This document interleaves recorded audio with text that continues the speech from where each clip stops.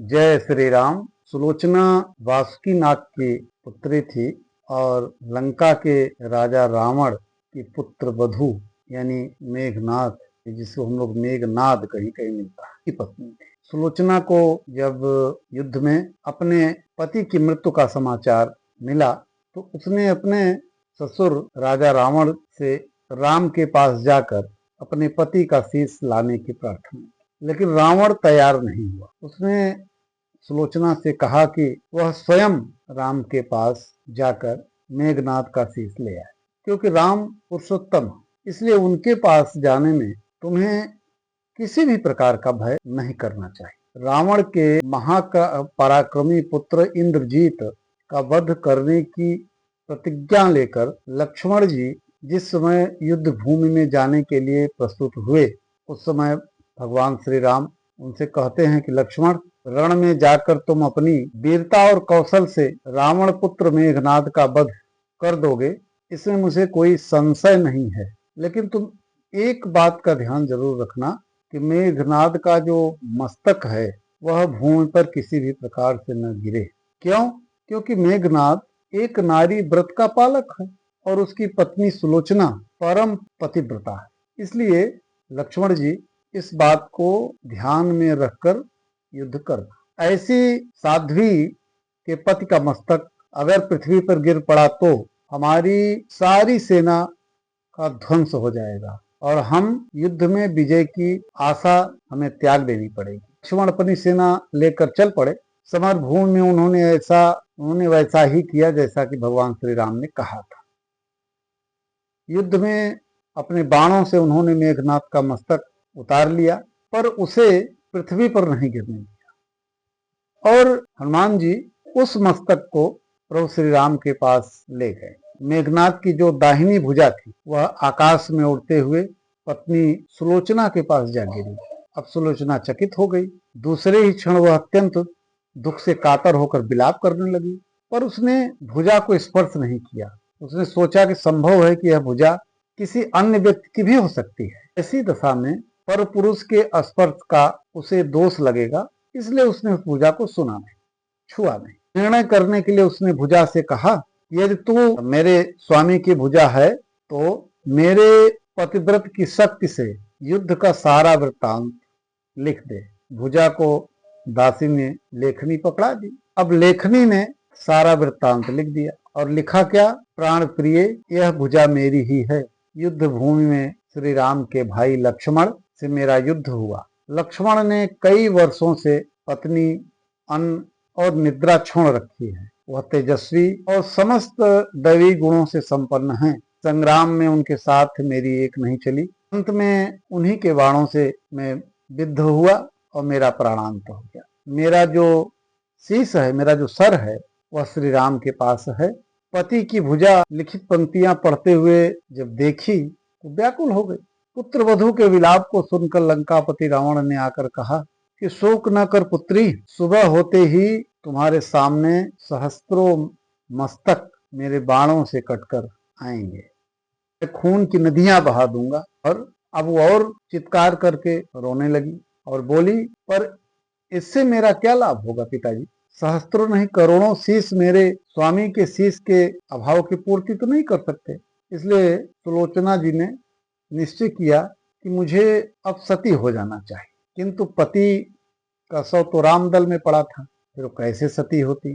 जब उन्होंने रावण से अपना अभिप्राय कहकर अपने पति का शव मंगाने के लिए कहा, तब रावण ने उत्तर दिया कि देवी, तुम स्वयं ही रामदल में जाकर अपने पति का शीश ले आओ। और जिस समाज में बाल ब्रह्मचारी श्री हनुमान जी महाराज, परम जितेंद्रिय लक्ष्मण तथा एक पत्नी व्रती भगवान श्री राम विद्यमान हैं, उस समाज में तुम्हें जाने से डरना नहीं चाहिए।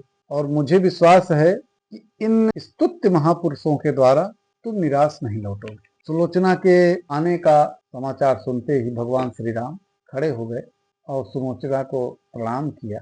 उन्होंने बोला कि देवी, तुम्हारे पति विश्व के अन्यतम योद्धा और पराक्रमी थे। उनमें बहुत से सद्गुण थे, किंतु विधि का जो विधान था उसे कौन बदल सकता। आज तुम्हें इस तरह देखकर मेरे मन में पीड़ा हो रही है। अब इतना सुलोचना सुनती हैं तो वो भगवान की स्तुति करने लगती हैं। भगवान श्री राम ने सुलोचना जी को बीच में ही टोकते हुए कहा कि देवी मुझे लज्जित न करो, पतिव्रता स्त्री की महिमा अपार है, उसकी शक्ति की तुलना नहीं है। मैं जानता हूं कि तुम परम सती हो और तुम्हारे सतीत्व से तो विश्व ही थर्राता है। अपने स्वयं यहाँ आने का कारण बताओ, तुम्हारी किस तरह से मैं सहायता कर सकता हूँ। सुलोचना ने सुपूरित नयनों से प्रभु को देखा और बोली, हे राघवेंद्र, मैं सती होने के लिए अपने पति का मस्तक लेने के लिए यहाँ पर आई हूँ, क्या मुझे देंगे? भगवान ने सोचा न विचारा, उन्होंने तुरंत सम्मान मेघनाथ का शीश मंगवाया और सुलोचना को दे दिया। अब पति का छिन्न शीश देखते ही सुलोचना का हृदय अत्यधिक द्रवित हो गया और वह दहाड़ मारकर रोने लगी और रोते रोते उसने लक्ष्मण की ओर देखते हुए कहा